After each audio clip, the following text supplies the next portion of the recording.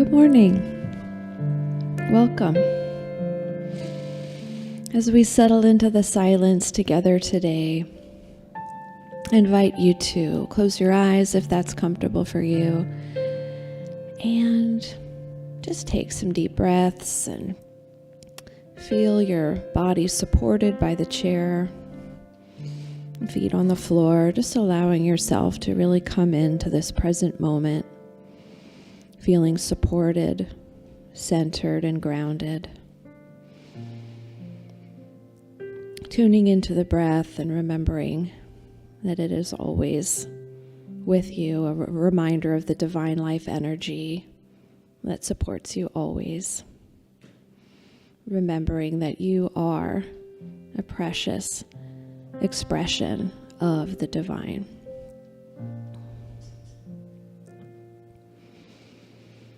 And letting yourself feel into that, feeling an increasing sense of peace, of wholeness, perhaps a deepening and expanding as you come to rest in and savor this knowing of your divine nature.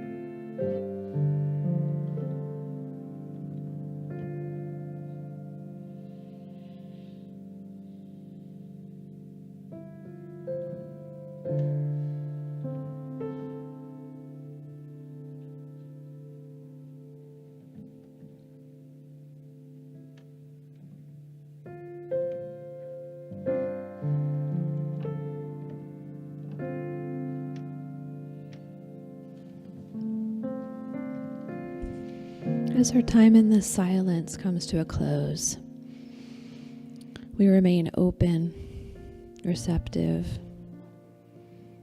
We welcome our church family. We greet everyone, seeing the light of the divine in everyone who walks through our doors today.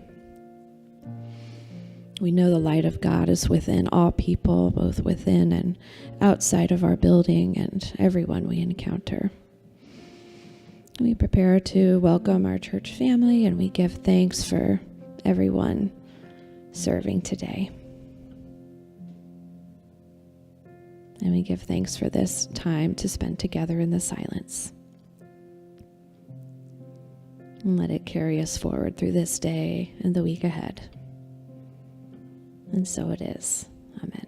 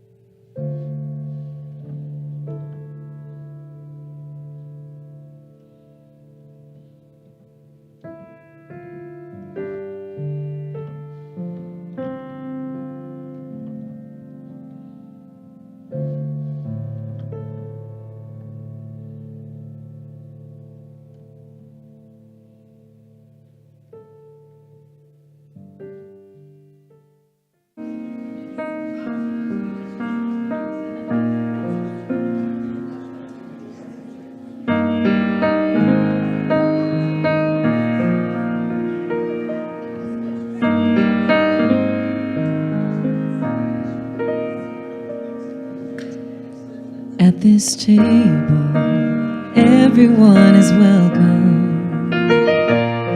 At this table, everyone is seen. At this table, everybody matters. No one falls between. At this table, you can say whatever. At this table, you can speak your mind. At this table, everything's forgiven. There's enough for everyone.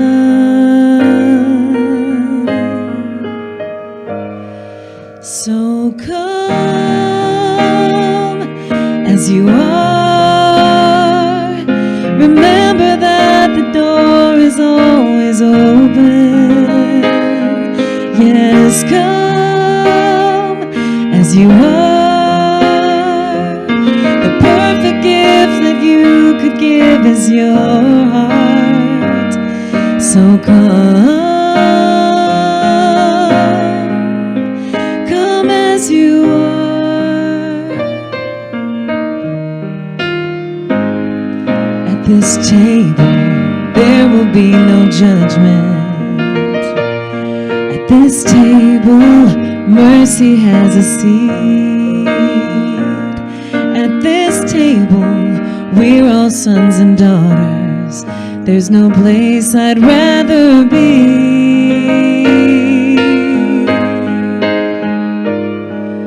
So come as you are. Remember that the door is always open. Yes, come as you are. The perfect gift that you could bring is your heart. So come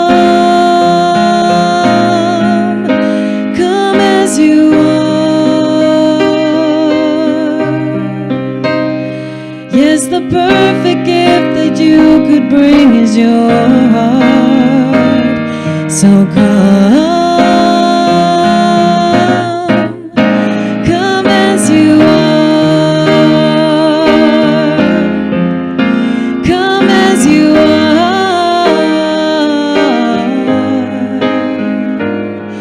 At this table, everyone is welcome. At this table, everybody cares. At this table, everybody matters. So come pull up a chair.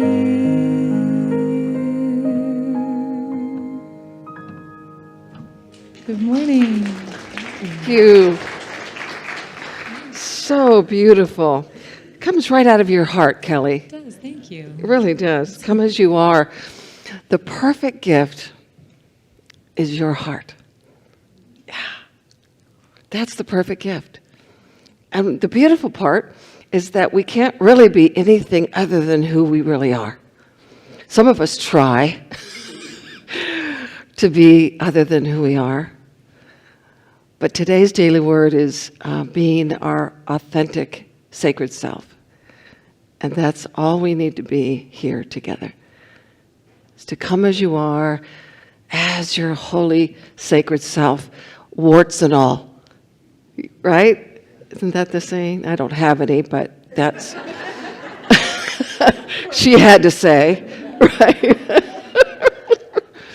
Anyway, we're blessed that you're here with us today, and let's just take a moment just to feel the holy, sacred ministry, to know that come as you are, right where you are, whether you're in our room or online or watching it later, right where you are, who you are, is enough. Your authentic self is welcomed here. So feel that. Join us as we journey into this sacred season, this journey of awakening. We are grateful that we've gathered together in your name, Spirit, remembering the truth of our being, embracing our humanity, and expressing our divinity. It is good. It is God. And we are ready and willing, and so it is. Amen.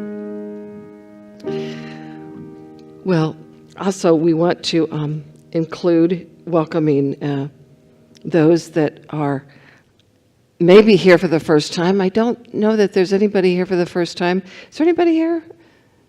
All right. Well, if you're here online for the first time and you're willing to let us know, you could put something in the chat or whatever platform you're on and let us know. My first time here, give us your contact information and we'll make sure you are welcomed and you have some information about us, which would be helpful if you'd like to get on our email list and find out what's going on here. So welcome. We also want to know that we have an invocation that we want to do to invoke the presence and to know who our source energy is. So let's say this together. Though imaged and named variously, there is a singular and eternal ground of being from which all life emanates and into which all life retreats. We choose to call this ground of being God. By extension, we come to understand that we are spiritual in nature, human in expression, and limitless in potential. We gather today to remember such truths, to celebrate our unity, and to honor all life. Thank you. And our perfectly simple mission is practical spirituality, welcoming community. So we hope you feel welcomed here. And if you're online, we'd like to welcome you personally. And there's a few people we could say good morning to. There's Barbara from Concord, California. Ursula from Cocoa, Florida. There's Debs from South Jersey. Dale from Lake Stevens, and Marion from Seattle, and several others watching. So welcome. We're so grateful you're here with us. So in the room, if you could turn to this camera over here and say, good morning, friends. Good morning. We are so grateful for your presence with us today. You belong here. Beautiful. So let's do our congregational song. Yeah, we're going to sing There Is Only Love. So the words will be up on the screen. Feel free to sing along. And remember that in this moment, we remember who we are, and there is only love. All right, here we go. In this moment, in this place, I remember who I am, letting fear and worry fall away from me. I open my eyes and see there is only love. There is only love. Love that heals, love that sets me free. There is only love. When I lose myself, when I feel I've lost my way, when I go inside and I quiet my mind, I hear spirits say, there is only love. There is only love. Love that heals, love that sets me free. There is only love. As you're able, please stand and greet your neighbor. and say hello. Maybe find someone you haven't spoken to in a while. We'll give you a few moments to greet each other.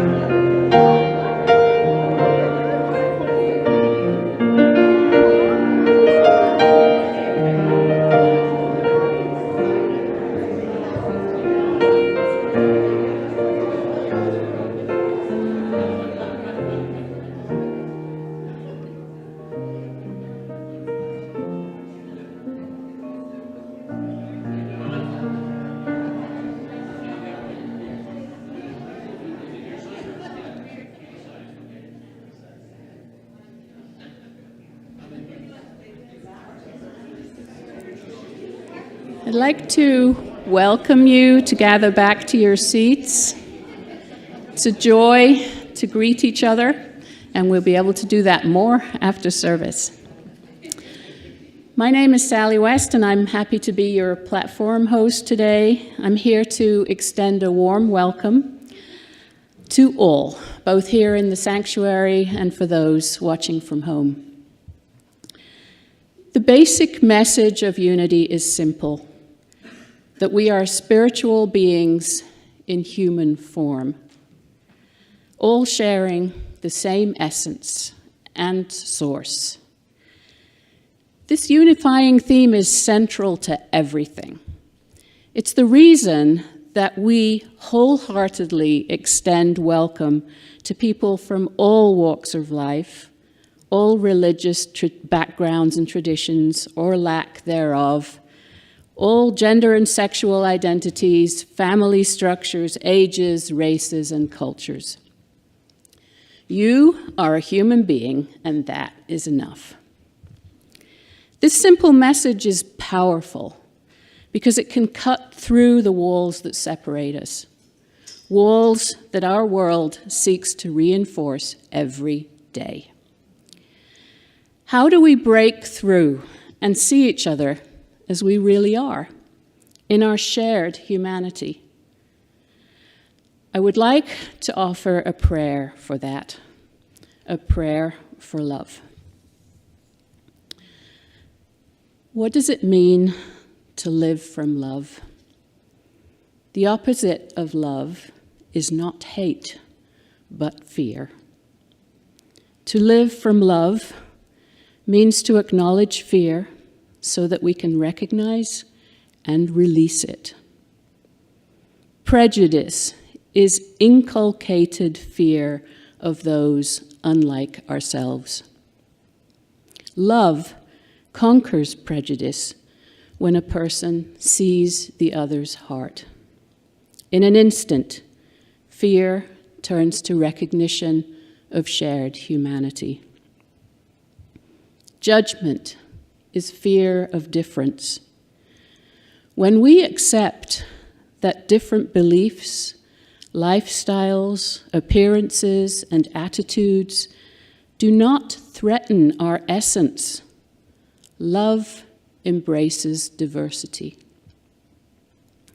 Self-criticism is fear of inadequacy and rejection. When we awaken to the amazing possibility that we are divine creations and co-creators of our reality, then the love that is all blooms inside us, just as we recognize it in others. To live from love is to drop our masks and be ourselves fearlessly. When love expands, fear shrinks, and we begin to feel who we truly are. We are empowered beings with wisdom rooted deep in the earth and rising to the heavens. We are not fragile and alone. We are here to know the power of love. Let love conquer fear and lead us home together. Amen.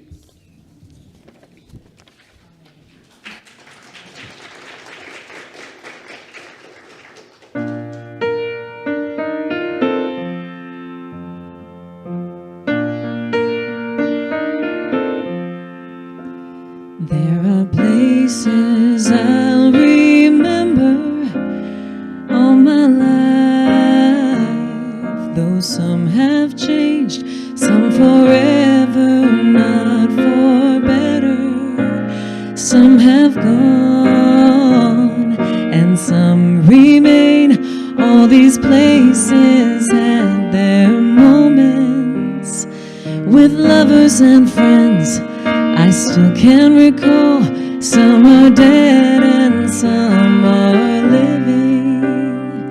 In my life, I've loved them all.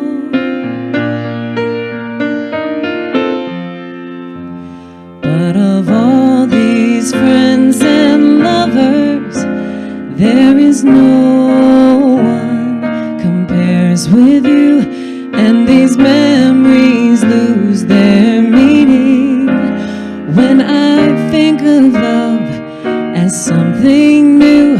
Though I know I'll never ever lose affection for people and things that went before, I know I'll often stop and think about them. In my life, I love you more.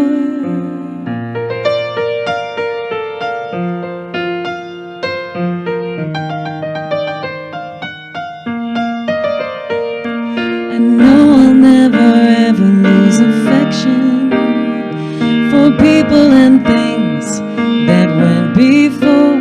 I know I'll often stop and think about them. In my life, I love you more.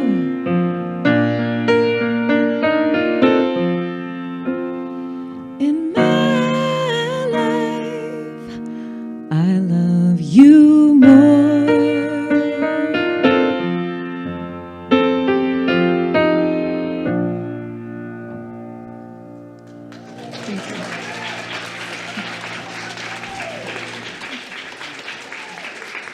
Beautiful. Awesome.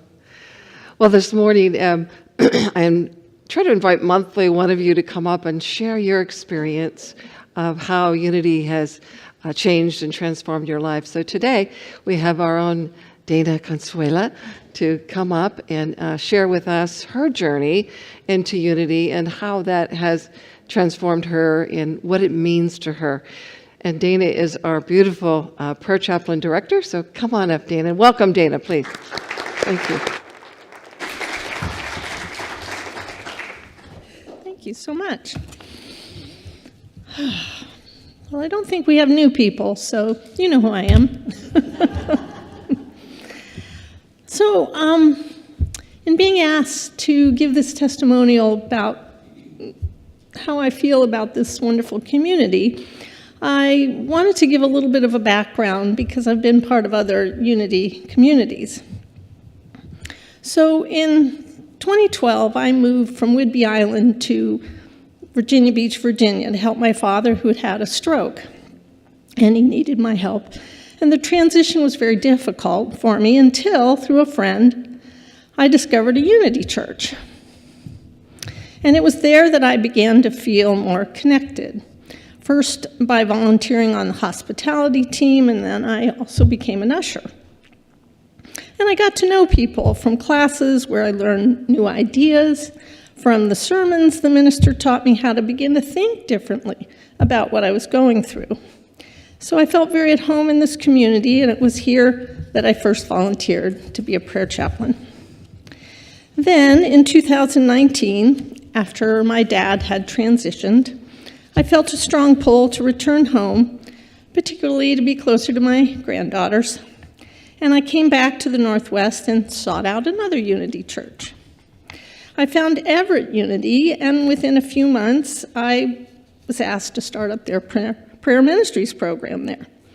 Well, then 2 years later, halfway through the pandemic shutdown, our minister there suddenly resigned, and the board decided to have a rotation of speakers rather than search for a new minister. So over the next year, I had a growing feeling of disconnection with the community, and eventually I realized that what I wanted was to be part of a church that was led by a spiritual leader who was available to counsel with and support the congregants. Well, soon after, a friend who's a member here at UIL invited me to attend the Christmas Eve service. And as I came into this beautiful sanctuary and heard the gorgeous music, I could feel this palpable joy right here with all of you. And I was struck by the liveliness and the warmth of the people that I met. And then the message Dr. Richard gave, it really sparked my heart, and I knew I was finding what I was longing for. So at the start of the new year, I resigned from my position in Everett, and I quickly became a member here and joined the chaplain team. And then, as you know, soon enough, I was asked to take over the director of prayer ministries here so Barbara could retire. So serving in this capacity has really stretched me, especially this last year as we've been going through this transition of our ministry, and it's really deepened my commitment to our community. For me, being a member of UIL has meant volunteering my time, my treasure, and my talent, and in return, what I've experienced is a quantum leap in my understanding of what it truly is to be part of a spiritual community. One of the spiritual laws I've gained more clarity on is the law of reciprocity. What I've learned is by giving first from what I have, from where I am, in ways that I can, what I found is I naturally reap more abundance in my life because it is always returned tenfold. The second one is the spiritual principle of oneness with our Creator.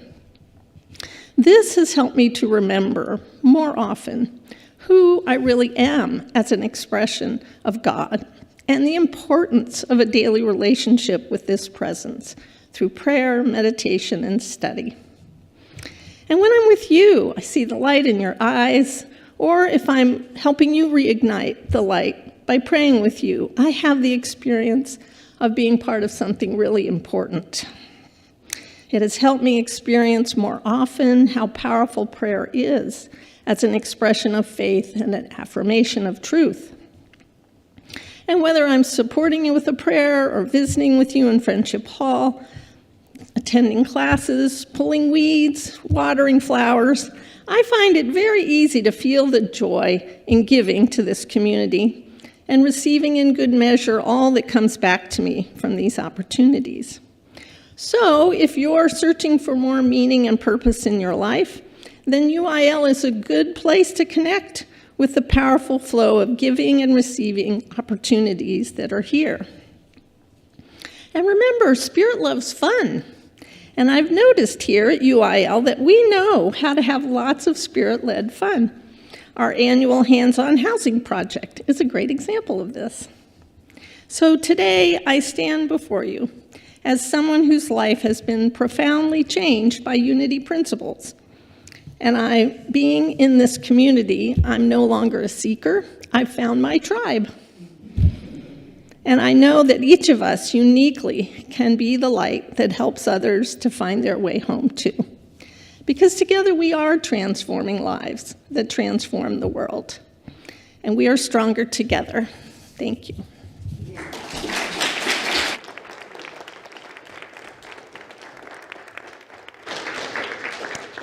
So beautiful. Thank you, Dana.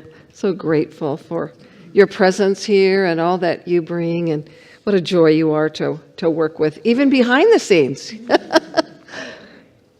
Grateful. So we're going to continue with our Sailing the Seven Seas, the voyage of discovery for personal and community well-being. The last couple of weeks we talked about communion and connection, and today we're talking about compassion. So let me start there it is. Beautiful. So today's talk is about compassion, living and loving beyond Sunday. So these are our sacred seas. These are the experiences that you and I yearn for in living. Communion, there's connection, today's compassion, there's contribution, change, and clarity. And you should have gotten a little booklet like this, and there's some inserts in there, and we'll get to those in a second. But this gives us an idea of what we're looking at, these living experiences that can help us awaken. And so this journey invites us to explore our own deepest needs of our soul and reflect on how well those are getting met as a community, but also in our own world. What we know is if we don't have an awareness of what we're needing, we aren't guided, we're not looking in the right places. But when we're clear about what it is we're yearning for and seeking in this world, then the universe can support that, right? So there's the law of mind action and calling forth an intention. But what's so beautiful about knowing what we're needing is people don't have to guess what we're needing. Some of you took the compassionate communication class with me and sort of got that there's something very endearing and safe to be with someone who's clear about what they're wanting in the relationship or what they're needing in the encounter, so that we can support each other in that. So the next slide is compassion. So the question is, do we look out for each other? That's sort of what we want to ask ourselves in this community. Are we looking out for each other when we gather? And what are our needs underneath that? There's usually a unity. You know, it's the name of our movement, but it's also a unity of heart and minds. There's a sacredness. There's also this idea that in compassion, I'm wanting to know that there's kindness in the world. Is that demonstrated? I'm wanting to know that there's consideration for me. I'm wanting to know that there's support, there's care, there's love. And so that's what we're looking for. And compassion is sort of seeing beyond the appearances. Seeing beyond the appearances to this shared humanity, this shared idea that we are each divine. So let's be clear that compassion is not passive. It's not this sweet sentiment of sympathy. Compassion is really love in action. It's bold, it's embodied. It doesn't wait for a comfort or convenience. It reaches into the shadows and says, you belong. You belong. I see you. I'm here for you. How can I support your well-being? How can I support your spiritual growth? This is the kind of love that Jesus lived, and this is the kind of love that you and I are called to live. Sort of beyond Sundays, compassion. And I was delighted to see, I saw a slide with Jack Kornfield. Anybody know who Jack Kornfield is? Yeah, he's a beautiful Buddhist teacher out at Spirit Rock in California. I went to see him several times. And Buddhists are sort of known for passivity and sort of sitting back and holding space for equanimity and peace. And so I saw Jack Kornfield with a sign, marching for peace and equity and diversity to ICE about please have compassion for us. And I just went, that's so beautiful. That we can still have law and order, but we don't have to lose our compassion, yes? Yes. And I love that it was a Buddhist, because so many times we sort of put them in a category of, not action, right? But we're getting that we need to move our feet in addition to praying, to how we want our world to be. The next thing that we're talking about is our core value. We have new single words for core value that our beautiful culture team created, and it comes out of these values that were created years ago. And it's radical love is our core value, which I love. And the value is this: we believe each person is an individualized expression of divinity itself. And we accept each person as such without condition, without question or exception. And as a matter of principle, we love boldly. And I feel that here. How many of you feel that here? Yeah. It's very palpable here, that there's a deep love. And this idea of compassion and action is also shown through our action. Like hands-on housing is coming up this next Saturday. And that's the epitome of compassion for another. That the only gratifying thing we have is contributing to the well-being of another. We're not earning anything, right? We're not getting merits to get into heaven. We're already going. We're already there. Thank you. We're already there. It's a here and now experience. And yet, there's something in us that wants to share this goodness, wants to share this equanimity, this compassion, this radical love outside these walls. I would love for us to be doing even more projects, but what a delight that we're doing this 7th year, is that right, Daniel? 7th year of getting out there and, in the heat, and with the dirt. And these are not beautiful properties, right? These are properties that have been in disarray, and that's why we're there. But what comes from that, through you, is this compassion in action of wanting to create order and simplicity and ease and beauty for another fellow human being that's not even connected to this ministry. It is a complete act of generosity. And so it can be a challenge to offer radical love, especially to those that are hard to love. Right? There's a few of you.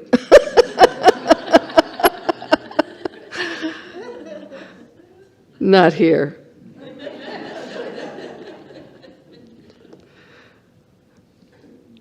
But we need to look beyond life's appearances. We need to look beyond even how someone might be expressing, because when we are in that place of rage or anger or upset, it just means that we have forgotten who we are. It doesn't mean that that divine essence isn't there. It's just shadowed over by life's circumstances, by ideas or thoughts, or maybe many, many challenges in this human world. So our Christed nature, our Buddha nature, can see through that facade that may be angry or upset and to be able to gently, with compassion, call forth the good and the great in each other. And there's a beautiful story that years ago in a New Thought church, there was this elderly man named Thomas. Thomas sat every Sunday in the back row, and he rarely spoke, and he was pretty grumpy. He was one of those hard-to-love people, right? And didn't have a lot to say and didn't have a lot to offer. He never smiled, and most people, honestly, were wondering why he came, right? Well, one woman, Margaret, she saw something different.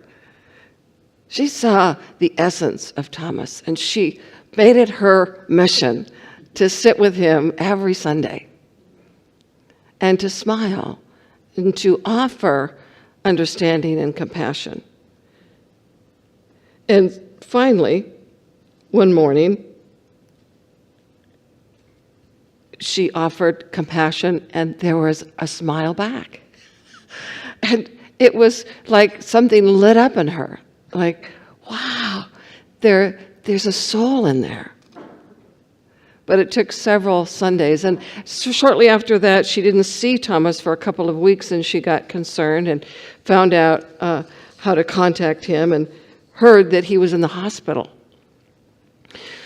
So she went to see him. When she arrived, he smiled. And he cried because no one had been to see him. He had no family and very few friends. But something in Margaret brought out that goodness, brought out that divinity in him. He could see himself mirrored through her eyes.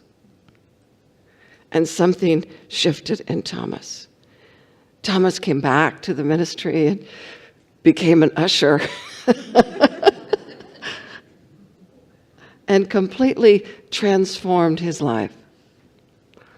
Because as Sally was talking about, he got that idea of reciprocity. Rather than withholding and being upset with the world wasn't giving him what he needed, he began to learn through Margaret that as I give, I will receive. So he began serving in that way. And several years later, Thomas passed and left a very large endowment to the church. So we never know what that little smile, what that heart intention will create in ourselves, because Margaret was blessed. We are blessed when we can touch another soul and find that goodness. When we can touch another soul and see God in them, in expression in this lifetime. There's not a greater gift. I think that's why many of us do ministry. Whether you're the minister or the prayer chaplain coordinator or the administrator or the board, we do ministry because we know that divinity, we know the goodness, and we can't wait to see you express it. Yes? Yes. It's the best. One of the experiences you and I yearn for, which I'll get to in a week or two, is contribution. We want to contribute to the greater good of the world. We want to contribute to another soul. That's in our DNA. And when we're allowed to do that, when we create a space for that to happen, we are blessed. Because our need to contribute is met. Not because of what they did, but because of our contribution supported another soul's awakening. And that's what we're here for, a shared spiritual awakening. However that's going to happen. It doesn't always happen through the minister's message. I think it's going to.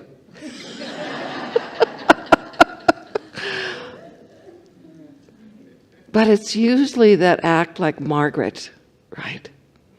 That one-on-one. The one who sees beyond the appearances. Our prayer chaplains do that. When you come to them and share your challenge or story, they're not believing in your lack or limitation or challenge. They're hearing the human experience and rising above that into the spiritual solution. Yes? Yes. They don't see that human flaw that you feel. That's what we feel, right? When life is not working out, we feel like we're damaged goods. We feel like we've failed at some level.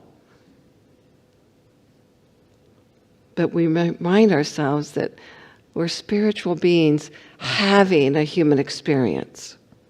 And sometimes that human experience can be overwhelming.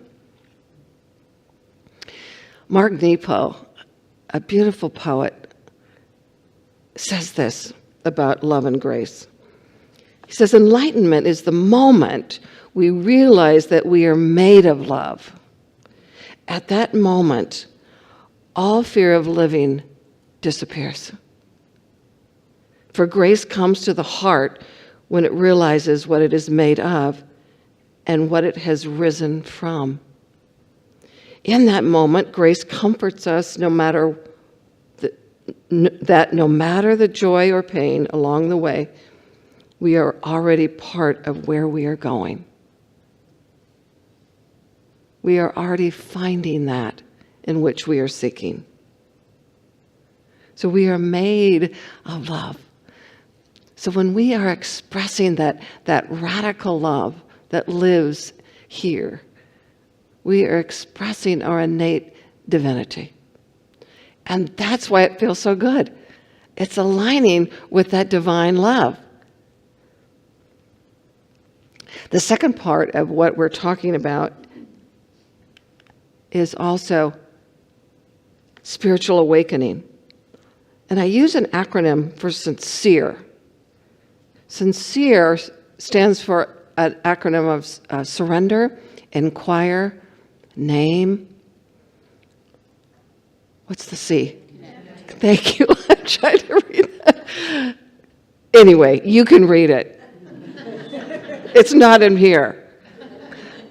But today we're on name. So surrender we're surrendering to a greater presence, surrendering this human self over to the divine, and inquire. We begin to try to discover what's going on in here. Who am I identifying as? We talked about that last week. And this week we're in the word name.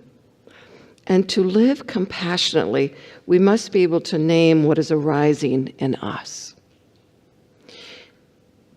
Parker Palmer says this, to name something is to give it room to move, to evolve, to heal. And we can't meet a need unless we know what it is, unless we call it out. And so one of the things I like to do is I'm feeling this because I'm needing that. I feel frustrated because I'm needing support. And so I'm not denying the feeling, but I'm also not identifying as the feeling. I'm having an experience of frustration. That's not who I am, but my human self is so fixated on support and not getting it, so she feels frustrated. Yeah? Yeah. Now, when I am in my oneness, my non-duality, one with all, and I know I'm God as here on earth, I don't have any of that. I really need nothing. But we're not just here as divine presence. We also are here as a human experience and expression. So it's both and. And sometimes we want to jump over the humanity and just get right to the divinity. And some people do that and go off to the mountain for the rest of their life and not have to deal with you all. But I find that the awakening happens in that connection with humanity, with each other, that we grow through that. So naming brings clarity, and it opens the door to compassion for ourselves as well. This week I found myself feeling this intensity of fear in my body. And I wasn't quite sure what it was all about. I had just woken up and it was there, and I'm like, what is this? And I didn't quite spend enough time with it, and it just continued to grow. And I kept looking around me, my world, right, for people that have caused my fear or life circumstances. But there wasn't anything that would challenge me to live in this state of fear. So I recognized that sometimes this body takes on past experiences and lodges them in the body. Anybody sort of know what that's about? Yeah. So sometimes life is perfectly fine, but these memories come back. And the memories come back as feelings. And that feeling of afraid or fear was big. And I'm like, okay, Denese, just be with this. It's here for you to discover something about yourself. And so I did, and it took time. It took time to listen. So I'm afraid because I'm needing safety.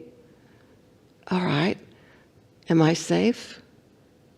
Yeah, I'm safe. So why don't I feel safe? Because safety is a perception, right? It's what I decide it is. So if I don't believe I'm safe, then I'm not safe. But you come along and you see my world looks pretty lovely. You don't have anything to be afraid of. But you're not in my body. So compassion doesn't deny someone's experience. Compassion has empathy. So you're feeling afraid right now. And so you're needing some understanding and safety and comfort. Yeah. Not, you don't need to be afraid. There's nothing here. There's no tigers or lions or bears, anything. So compassion sees beyond what's not there and allows empathy. And we can do that for ourselves, and that's what I had to do. And I had to do it all day long. I mean, I had other stuff to do, right? So I had to do stuff in the world and then come back to it, do my breath work, listen to what was going on in the body. And you know what really shifted it? So Larry and I, my husband, moved into the home we're in Poulsbo 5 years ago. And a couple of years in, we wanted to get to know our neighbors. And we're in this wonderful cul-de-sac close to downtown Poulsbo.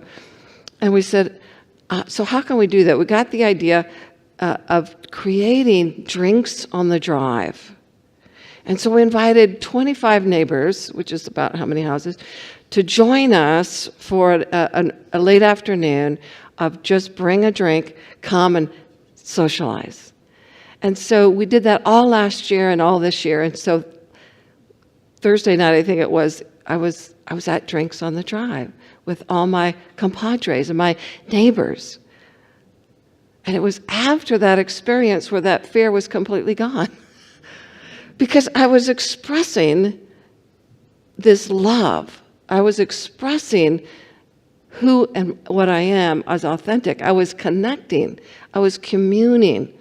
All of those needs that you see were getting met in that neighborhood community of loving one another. And so I also remembered Lao Tzu, the Chinese philosopher, who said, if you're depressed, you're living in the past. If you're anxious, you're living in the future. If you're at peace, you're living in the present. And so fear and anxiety usually means I'm living in the future. Not, I don't know what's going to happen, or whatever story I make up in my mind. But when I am present in today, to this moment, there are no lions or tigers or bears. There's no story. There's just now. That's where I can connect to the divine. That I don't have to be afraid. That the God in me is paving my way for whatever is on the horizon. And I know I will be what tomorrow demands. Because I know that that source in me is here today, tomorrow, and the next. So whatever's on the horizon, I'll be with it. But our world supports this anxious experience, bringing, causing us to rethink everything. The other thing I try to do is fast from the news or Facebook, all those things that danger, warning, the world is exploding, and to remember who and what I am. So Jesus said, these things I do, you can do also. When he made the storms still, he calmed the waters. So Mark Nepo said, enlightenment is the moment we realize we're made of love. At that moment, all fear of living disappears. So radical love, that's who you are. So let's prepare for meditation. And as we do that,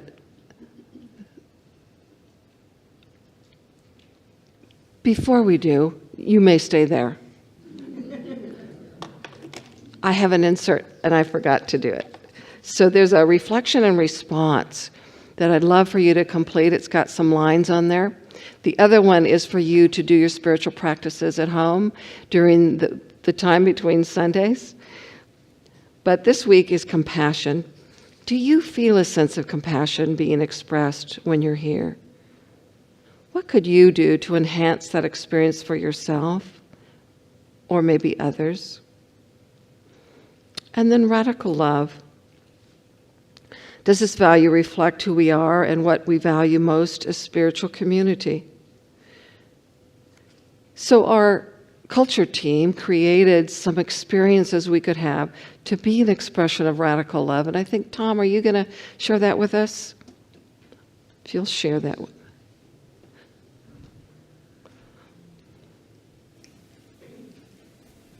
It's on.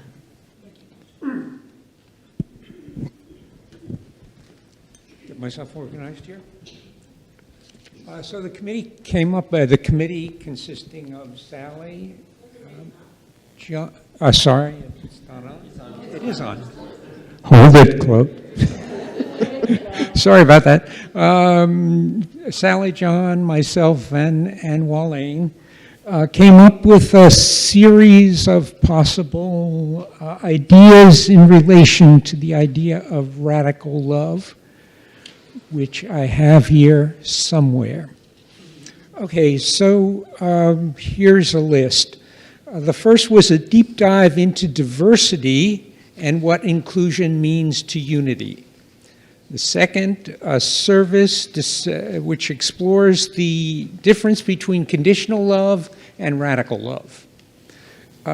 Another idea as a community exploring what we actually mean by radical love. What is love? That could be explored through discussions, speakers, videos, shared journals, etc. And the next one is a community service action, such as the one that's coming up this weekend. In this case, helping the homeless. Study of the history of human rights and surrounding issues. Raising awareness of current scholarship on marginalized groups, for example, disability studies, queer studies. Inviting speakers on the impact of current government policy on such groups, and inquire about and come up with ideas about how we can help beyond words. Another addition to that was that there'd be community offerings relating to real-time concerns. And here some of the ideas are helping out with voter registration for people who find it difficult to do that, and perhaps having speakers who can talk to us about what we can do as allies to the many immigrants who currently live in fear. So those are some of the ideas that we came up with. Do we have time to spark others? Let's see it. Let's try to take a couple of ideas. Sure. Anyone want to add anything? Yes.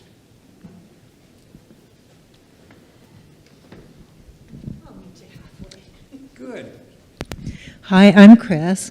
One thing when I hear the and you put an adjective as a human, if we start calling people, when we say the homeless, the poor, we can't see them, the mentally ill. But if we can say people who are experiencing this, because we've washed out from our vocabulary the idea that each one of these is a human being. So I would really, really hope that we can start, if we're naming things, name them completely. So Thank you. Thank you. Thank you, Chris. Anybody else?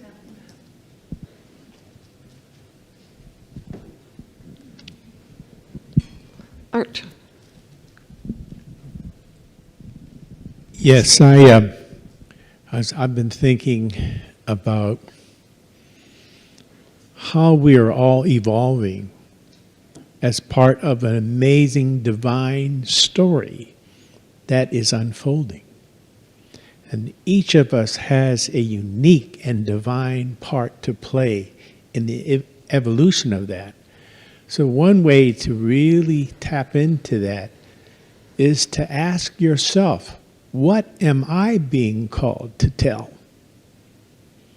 And I'm going to, I'm offering to talk about storytelling. There is a structure to story that is like the hero's journey. And we're all on that journey, not an ego hero, but just a beautiful divine statement of our humanity. That's all. Beautiful. Thank you. Thank you. Beautiful. All right. Thanks, everybody. We're writing all these down. Sally's been taking notes. So at the end of this 7 weeks, we'll compile all those and see what we want to add to it. Yes. Hi, my name is Robbie. I was raised a Jew, and many Jews have rituals. And as I grew up, I didn't really think much of it. It seemed like a waste of time. But I've sort of changed my mind. And I think if we can try out a ritual from different religions, we don't have to adopt it for our community, but just try it out, that some rituals go to the very heart of the human being. And so that's my idea. Try out some different rituals just one time to see how it affects you. Thank you. Thank you. Lovely. That would also help us with interfaith, which is another value we have. All right. You could also write it down on this paper, and we're going to get them, but let's take this one more. I am only requesting that we get a copy of these that we're writing down. Yeah. And that have been written down. Yeah, absolutely. Thank you. It'll be on the website as well. We're not going to do them all, as I said, because it would be a big list. But yeah, let's look at them. Thank you, Tom. Appreciate it. So let's settle in now and move into meditation. Just feel the spirit of life breathing you. Take that holy breath.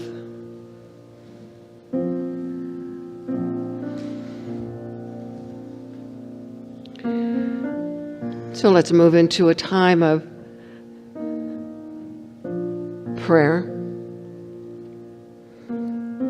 calling forth the beautiful expression by John Philip Newell, an internationally renowned Celtic teacher.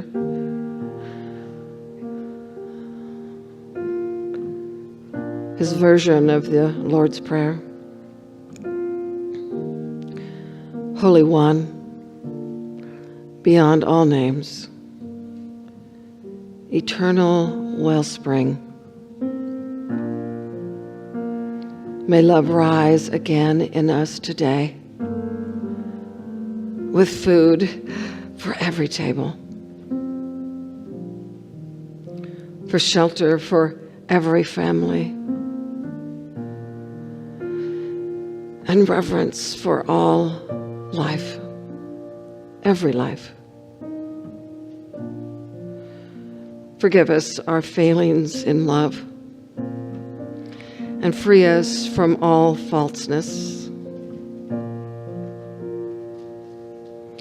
that the light of our souls may shine, and the strength of our spirits endure. For earth and all its people, for this day, for this night, and forever and ever. Amen.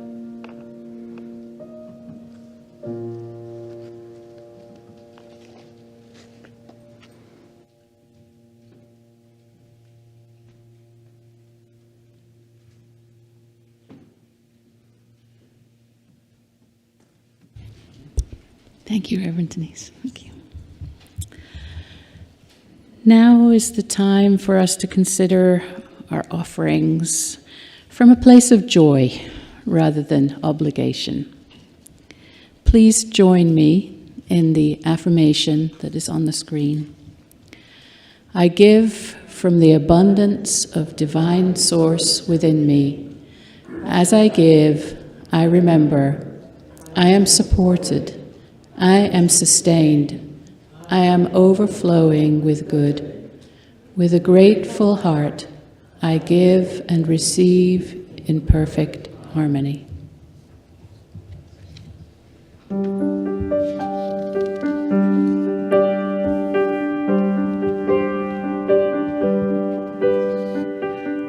that I am, I offer at the altar of love. All that I am, I offer at the altar of love. In sweet surrender, in sweet surrender. All that I am, I offer at the altar of love. All that I am, I offer at the altar of love. In sweet surrender, in sweet surrender.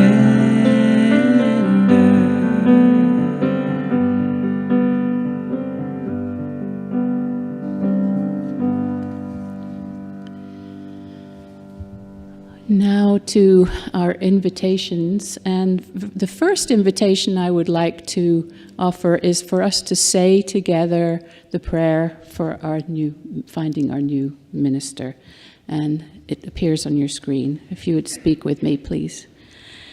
As congregates of unity in Lynnwood, we open to the infinite possibilities of the divine, trusting in the divine love, wisdom, understanding, will, and order that flow abundantly through each of us. We remain rooted in the values and needs of our community as we attract, welcome, and consider candidates for our minister position. Our hearts, minds, and spirits are aligned as we release our request with faith and trust in the ever-present divine unfolding around and through us, always guiding us in this process with ease, attracting our new minister in perfect divine order and timing. And so it is. Thank you. And please consider the offerings of UIL small group and interfaith ministries as they appear on your screen. And I'd like to make sure that you all join us for Friendship Hall after the service, where I believe they're preparing wonderful tacos, which my husband tells me I don't pronounce right because I have an English A. So anyway, tacos.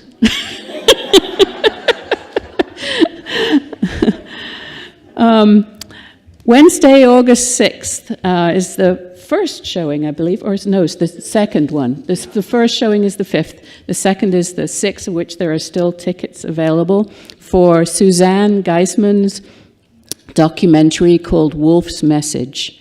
The first show is sold out. There are only a few tickets left for the second showing on August 6th. Don't miss your chance to be one of the first to enjoy the incredible true story of Michael Wolf Pasakarnis as in the documentary Wolf's Message. And some save the dates. So our annual picnic Sunday is September 7th for your calendar. And also, after that, we have a 5-week prosperity class on Wednesdays, September 24th to October 22nd. Will be from 7 to 8:30 p.m., in person or on Zoom. Explore the 5 gifts that open the way to a truly abundant life. And I would like to say that our flower dedication is happy 50th birthday to Travis. Love from the Silvers family. There he is. Gorgeous bouquet. It's really beautiful. And now I'd like to invite Don Duran and Gerard Rubinkowski to the platform for our hands-on housing announcement. Thank you.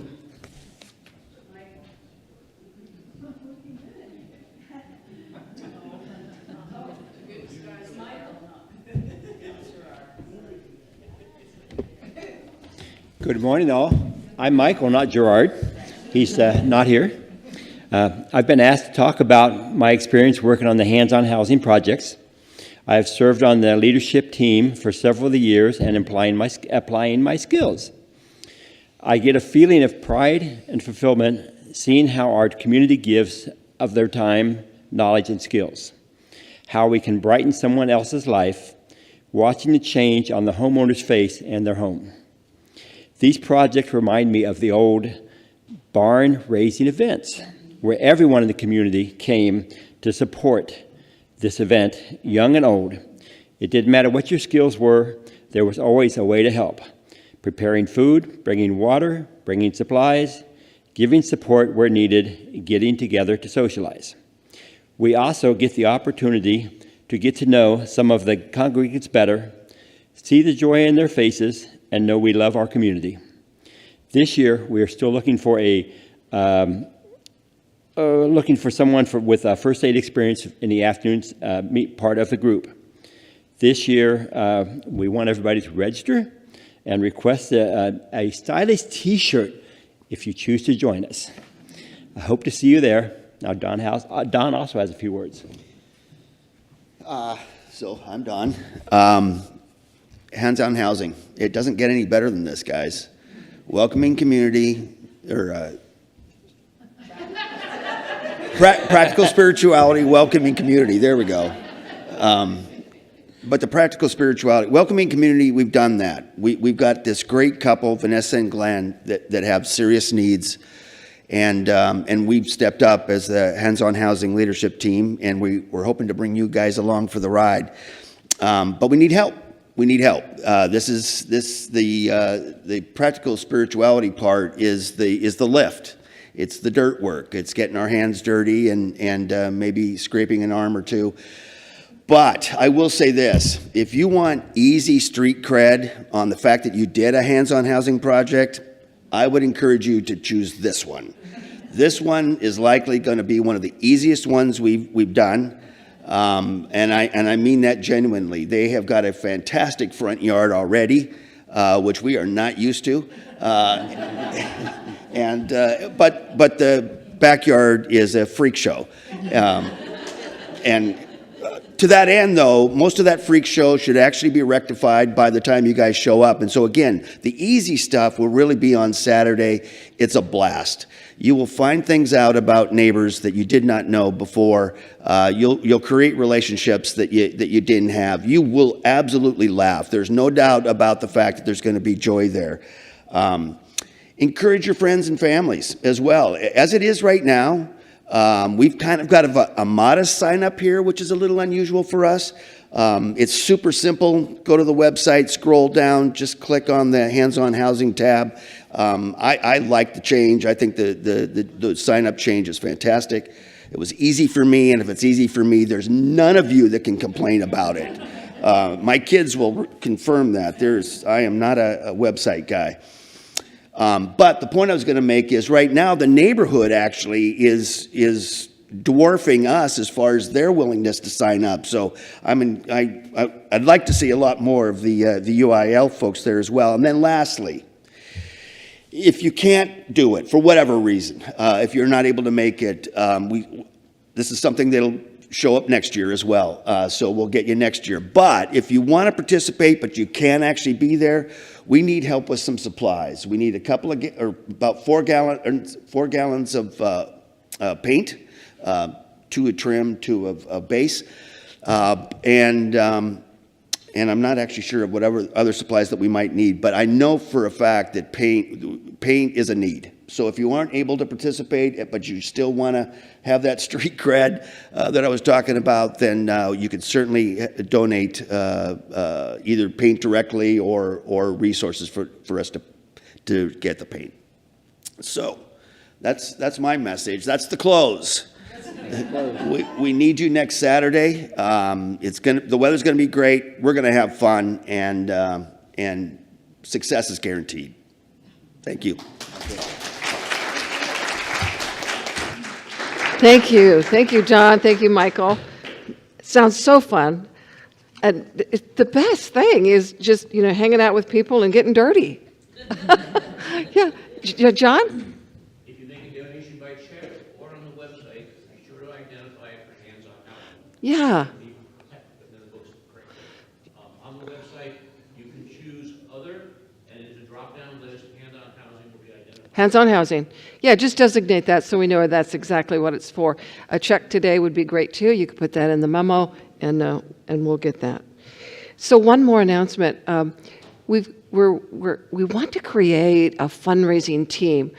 We've got Karen from the board who's sort of helping create a fabulous gala in October.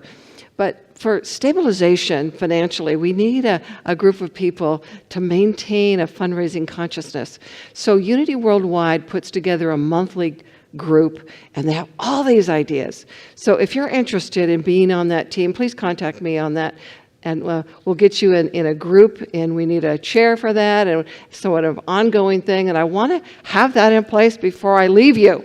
So please, let's create that and create a sustainability with ideas so that this ministry continues to flourish in so many beautiful ways. So Unity Worldwide supports that, so you don't have to come up with all the ideas yourself.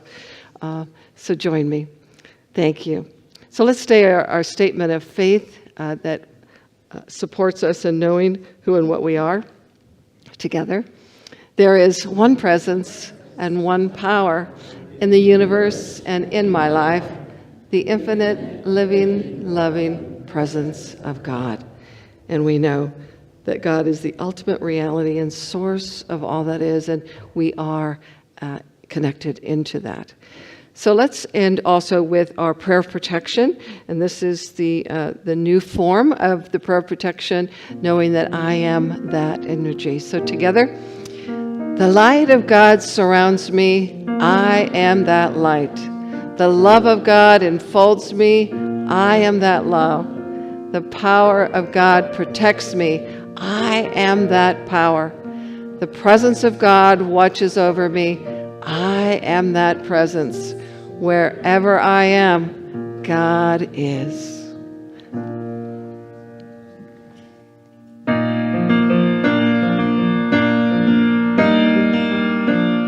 Let there be peace on earth.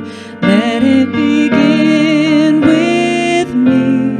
Let there be peace on earth as it was meant to be. Here with the ones I love, we are a family.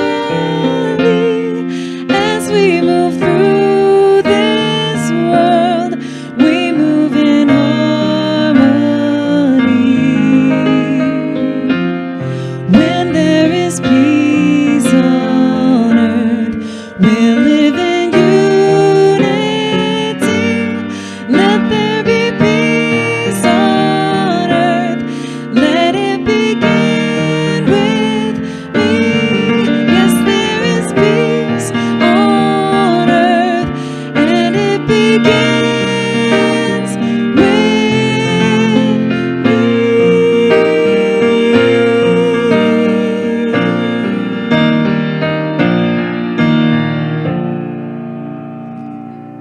And we always have chaplains on duty, so if our chaplains can join me up here, and you'll see who they are, and they're being in this space right here to receive you. And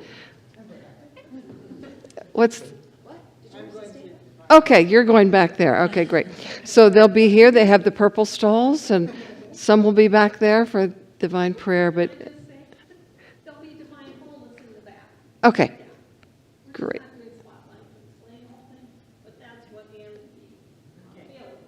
Perfect. Thank you. And don't leave without your prayer today. God bless you. I'll see you in Fellowship Hall.